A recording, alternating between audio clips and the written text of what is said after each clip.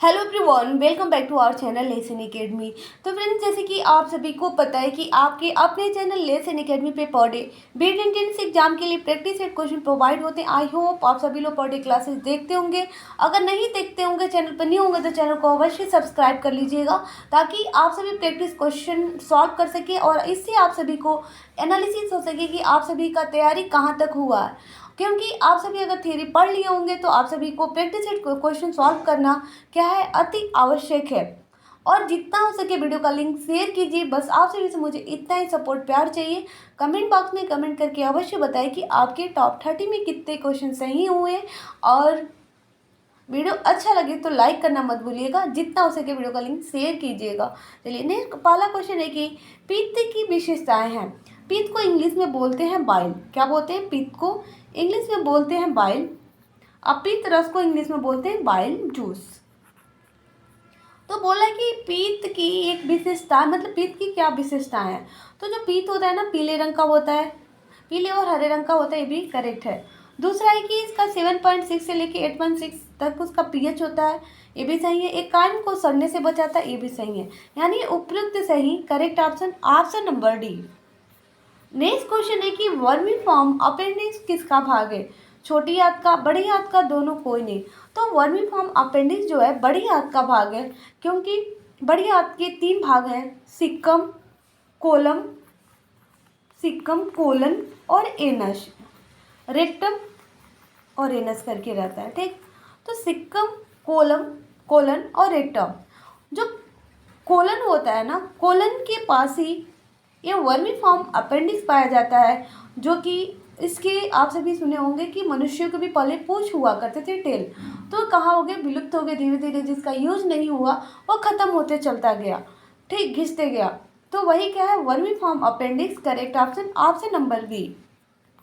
Next है कि liver कुहन की दरारें किसका श्रावण करती हैं, यानी किसका सेक्रेशन करती हैं। जठर रस, पीत रस, आंती रस या जठर रस।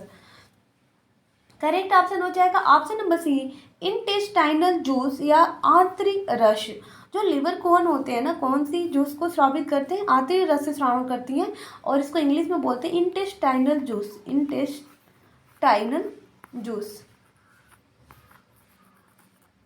नेक्स्ट क्वेश्चन है, पाइलोरिक वाल्व किसके किसके बीच होता है। छोटी आंत तथा बड़ी आंत, आमाशय तथा ग्रासनली तथा आमाशय, कोई नहीं।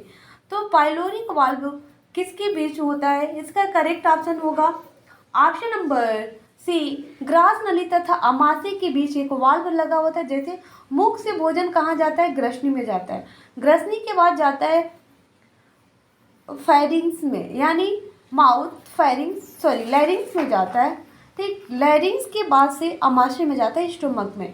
तो इन दोनों के बीच ना एक वाल्व लगी रहती है, उस वाल्व को क्या कहते हैं, पाइलोरिक वाल्व। पहले मुख में भोजन गया, फिर ग्रसनी में गया, फिर ग्रास नली में गया, फिर ग्रास नली, आमाशय के बाद छोटी आंत के बाद बड़ी आंत के बाद रेक्टम एनस के द्वारा क्या होता है, वेस्ट मटेरियल बाहर निकल जाता है। नेक्स्ट क्वेश्चन है कि पेयर के पिंड उत्पादन करते हैं ट्रिप्सिन, लिम्फोसाइट, श्लेष्म या कोई नहीं। तो पेयर की जो पिंड होती है ना, क्या उत्पादन करती हैं, करेक्ट ऑप्शन होगा option number B, lymphocyte. Next question है कि हैम्बर्गर प्रक्रिया को क्या कहते हैं, hydrogen shift, carbon shift, chloride shift या सोडियम शिफ्ट। तो हैम्बर्गर प्रक्रिया को कहते हैं chloride shift, correct option number C. Next question है, लसिका के लिए सत्य यानी लिम्फ ये किस में पाया जाता है, यानी किसके लिए सत्य है। लाल रुधाणु के लिए यानी आरबीसी, रेड ब्लड कार्सल्स में उपस्थित होता है। श्वेत रुधाणु उपस्थित होगा, उपास्थि नहीं उपस्थित, यानी डब्ल्यूबीसी, व्हाइट ब्लड कार्सल्स या दोनों में। तो इसका करेक्ट ऑप्शन होगा ना option number B, white blood cell में, यानी डब्ल्यूबीसी में लिम्फ के लिए सत्य, correct option number B. Next है, रुधिर वर्ग के खोज करता है Karl Landsteiner, William Harvey, Crick या वाटसन। तो रुधिर वर्ग के खोज करता है Karl Landsteiner, correct option number A. उन्होंने पहली बार क्या किए, रुधिर वर्ग यानी ब्लड ग्रुप के खोज किए, किसके आधार पे, एंटीजन और एंटीबॉडी के आधार पे। यानी ब्लड ग्रुप कितने प्रकार के होते हैं, ए बी और ओ, जिसमें से ओ जो होता है यूनिवर्सल डोनर होता है, सभी को देता है। ए बी जो होता है यूनिवर्सल रिसीवर होता है। जो कार्ल लैंड स्टीनर हैं, उन्होंने पहली बार जब वो रुधिर वर्ग की खोज की, उन्होंने बताया कि पहले क्या होता था ना, लोगों का रुधिर यानी ब्लड का डोनेशन बिना चेक किए हुए कि किस मनुष्य में किस रुधिर वर्ग का ब्लड चाहिए, वैसे ही क्या किया जाता, डोनेट कर दिया। बाई द वे क्या होता था ना कि कभी उनके जैसा ही सेम ब्लड है तो वो व्यक्ति क्या होता था, जीवित हो जाता था। लेकिन जब विपरीत अपोजिट वाले यानी अपोजिट रुधिर का क्या किया जाता, डोनेशन कर दिया जाता था, डोनेट कर दिया जाता था, उस समय उसके शरीर में क्या होता था, ब्लड क्लॉट हो जाता था, वो व्यक्ति की मृत्यु हो जाती थी। इस तरह धीरे धीरे दिन बीतता गया। फिर उसके बाद से रुधिर वर्ग की खोज की कौन, कार्ल लैंडस्टीनर ने। करेक्ट ऑप्शन ऑप्शन नंबर ए। नेक्स्ट है कि पेरिकार्डियम है हृदय आवरण, फेफड़ों को सुरक्षा प्रदान करता है, दोनों या कोई नहीं। तो जो पेरिकार्डियम है ना, हृदय आवरण है। क्या है, हृदय आवरण। जैसे मान लीजिए हृदय की संरचना है, ठीक। हृदय में कितने चैम्बर होते हैं, 4। Left auricle, right auricle, left ventricle और राइट वेंट्रिकल, ठीक। और ये हृदय होता है ना, एक बक्से में बन जाता है, ठीक। उस बक्से को बोलते हैं हृदय आवरण यानी पेरिकार्डियम मेम्ब्रेन। और पेरिकार्डियम में फ्लूइड भरा होता है जिसे पेरिकार्डियल फ्लूइड कहते हैं। नेक्स्ट है पहला नेक्स्ट क्वेश्चन है कि ऊर्जा का सबसे बड़ा स्रोत है जीवाश्म ईंधन, सूर्य, पेट्रोल या डीजल। तो ऊर्जा का सबसे बड़ा स्रोत क्या है, सूर्य है। Correct option option number B. Next है कि पदार्थ की अवस्थाएं कितनी होती हैं, ठोस, द्रव, गैस, सभी। जो पदार्थ की अवस्थाएं होती है ना, कहीं कहीं आपको पदार्थ की अवस्थाएं जैसे नॉर्मली हम जानते हैं 3 होती हैं, ठोस, द्रव और गैस। लेकिन आप सभी को कहीं ना कहीं किसी बुक में देखने को मिल जाएगा प्लाज्मा भी क्या है, पदार्थ की अवस्थाएं, तो कहीं कहीं 4 दे देता है, तो यानी ठोस, द्रव, गैस भी है और ये सभी। अगर प्लाज्मा भी दे दिया तो भी सही है। नेक्स्ट क्वेश्चन है ठोस की अवस्था की विशेषताएं यानी ठोस प्राय क्या होते हैं। इनका आयतन तथा आकार निश्चित होते हैं, इनके अणु अत्यंत निकट होते हैं, दोनों या कोई नहीं। तो जो ठोस होते हैं ना, अगर मान लीजिए लकड़ी या बेंच हो, बेंच पे आप देखेंगे अगर उस पर दबाएंगे, फोर्स करेंगे एकदम अच्छे से, तो क्या वो प्रेस हो जाएगा, दब जाएगा, नहीं दबेगा, टूट जाएगा, लेकिन वो बेंच दबेगा नहीं, ठीक। और उसका आकार भी चेंज नहीं हो, ऐसा नहीं है कि बेंच को उठा के किसी दूसरे कमरे में रख दिए तो क्या बेंच का आकार चेंज हो जाएगा, नहीं होगा। और उसके आयतन भी क्या होते हैं, फिक्स होते हैं। और जो इनके अणु होते हैं ना, जो मॉलिक्यूल होते हैं, पास पास होने के कारण ही क्या होते हैं, अत्यधिक कठोर होते हैं। तो करेक्ट ऑप्शन क्या हो जाएगा, ऑप्शन नंबर सी। नेक्स्ट है कि द्रव अवस्था की विशेषताएं यानी सॉलिड हो गया। अब लिक्विड की क्या होती है, ठोस की अपेक्षा अंतरा अणु का स्थान होते हैं, अणुओं के मध्य लगने वाला आकर्षण बल कम होता है, या आयतन निश्चित परंतु आकार अनिश्चित होता है। तो इसका करेक्ट ऑप्शन क्या हो जाएगा, ऑप्शन नंबर डी, यानी सभी क्या है, करेक्ट ऑप्शन है। यानी ठोस की अपेक्षा अंतरा अणु स्थान क्या होते हैं, ठोस की अपेक्षा ये जो अणु होते हैं थोड़ा दूर दूर होते हैं, अणुओं के मध्य लगने वाला आकर्षण बल कम होते हैं, ठीक। यानी जब ठोस के कण थोड़ा दूर होंगे तो उसमें बल भी थोड़ा कम लगेगा। फिर इसके आयतन निश्चित होते हैं। जैसे मान लीजिए आपने 2 लीटर दूध लेने गए, ठीक, तो 2 लीटर दूध क्या है, आयतन है, आकार क्या है, अनिश्चित है। अब आकार कैसे अनिश्चित है, अगर उस 2 लीटर दूध को आपने एक जग में डाला तो जग का आकार ले लिया, उस 2 लीटर दूध को आपने एक पतीली में डाले यानी गमले में रखे तो उसका आकार गमले का ले लेगा। तो इस प्रकार क्या होता है, आयतन निश्चित होता है और आकार अनिश्चित होता है। Correct option option number D. तो फ्रेंड्स, अगर आप सभी चैनल पर न्यू होंगे तो चैनल को सब्सक्राइब कर लीजिएगा, जितना हो सके वीडियो का लिंक शेयर कीजिएगा। बस आप सभी से मुझे इतना ही सपोर्ट प्यार चाहिए कि जितना हो सके वीडियो का लिंक शेयर कीजिए, जल्द से जल्द 1K सब्सक्राइबर को पूरा करवा दीजिए। नेक्स्ट क्वेश्चन है कि गैसीय अवस्था की विशेषताएं है, आकार तथा आयतन दोनों अनिश्चित होते हैं, अणुओं के मध्य आकर्षण बल न के बराबर होते हैं, दोनों। तो इसका correct option option number C होगा। क्यों, क्योंकि उसमें एक में आकार और आयतन दोनों निश्चित था, द्रव में बस आयतन निश्चित, आकार क्या था, अनिश्चित था। जबकि गैस में ना आकार निश्चित होता है ना ही आयतन, उनके अणुओं के बल उनके कंपेयर में कम होते हैं। That's why correct option option number C. Next है कि पदार्थों के पृथक्करण की विधि है, निक्षालन, निस्पंदन, निथारना तथा आशुन, करेक्ट या सभी। करेक्ट ऑप्शन हो जाएगा ऑप्शन नंबर डी। नेक्स्ट है आशुन की विशेषताएं हैं, इसे विलयन से शुद्ध द्रव प्राप्त किया जाता है, इस विधि से किसी द्रव को वाष्पन द्रव वाष्प में बदल दिया जाता है और वाष्प को ठंडा करके पुनः द्रव में बदल लेते हैं, या दोनों। तो इसका करेक्ट ऑप्शन क्या होगा, correct option option number C, यानी इससे विलयन के शुद्ध द्रव प्राप्त किए थे और भी इस विधि के द्वारा किसी द्रव को वाष्पन द्रव वाष्प में बदलते हैं और वाष्प को ठंडा करके पुनः द्रव में क्या कर लेते हैं, बदल लेते हैं। Correct option option number C. Next है जब पदार्थ ठोस अवस्था को सीधे गैस अवस्था में बदल देता है उसे कहते हैं आसवन, ऊर्ध्वपातन, निस्पंदन या सभी।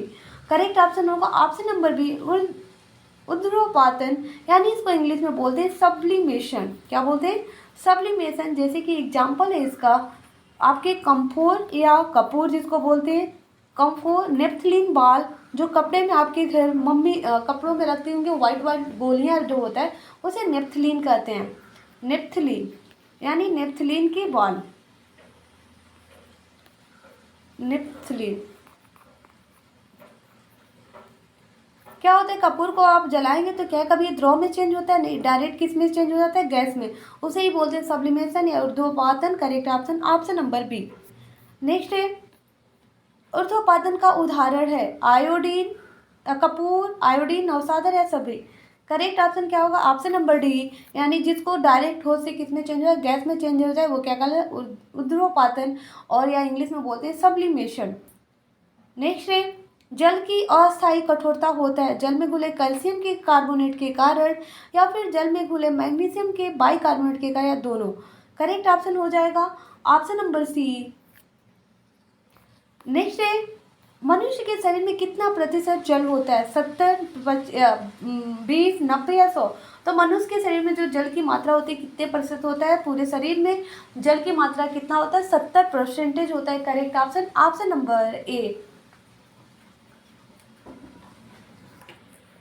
नेक्स्ट क्वेश्चन है प्रदूषण के प्रकार है जल, वायु, मृदा, सभी होंगे। प्रदूषण के प्रकार। Correct option option number D. Next है कितने डिग्री सेल्सियस जल का घनत्व सबसे अधिक होता है? 5, 4, 3, 2? तो कितने सेल्सियस यानी 4 डिग्री सेल्सियस वाले जल का घनत्व क्या होता है? सबसे अधिक होता है। Correct option option number B. Next है पर्यावरण दिवस कब मनाया जाता है? 5 जून, 7 जून, 8 जून या 9 जून? तो क्या होगा? It's very very easy question. तो पर्यावरण दिवस कब मनाया जाता है? 5 जून को। करेक्ट ऑप्शन ऑप्शन नंबर ए। नेक्स्ट क्वेश्चन अम्लीय पदार्थ हैं जो जल से अभिक्रिया करके हाइड्रोजन गैस उत्पन्न करते हैं या फिर जलीय विलयन में हाइड्रोजन आयन बनाते हैं या फिर जलीय विलयन में हाइड्रोनियम आयन बनाते हैं। इसका लिख लीजिएगा H3 - हो। करेक्ट ऑप्शन होगा जो अम्लीय पदार्थ होना जलीय विलयन में क्या त्यागते हैं? हाइड्रोनियम आयन बनाते हैं। Correct option option number B.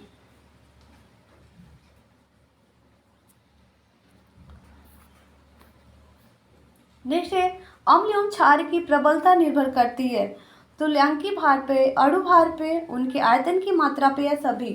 तो इसका करेक्ट ऑप्शन होगा ऑप्शन नंबर ए, तुल्यांकी भार पे।